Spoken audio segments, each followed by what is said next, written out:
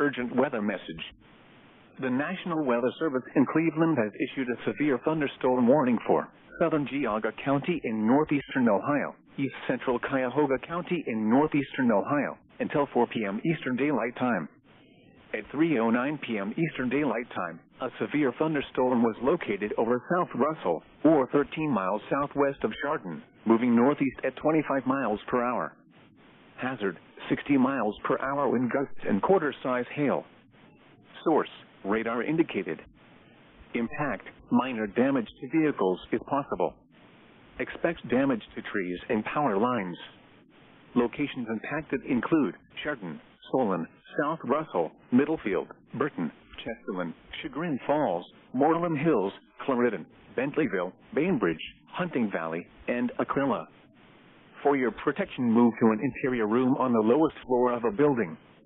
Large hail, damaging wind, and continuous cloud-to-ground lightning are occurring with this storm. Move indoors immediately. Lightning is one of nature's leading killers.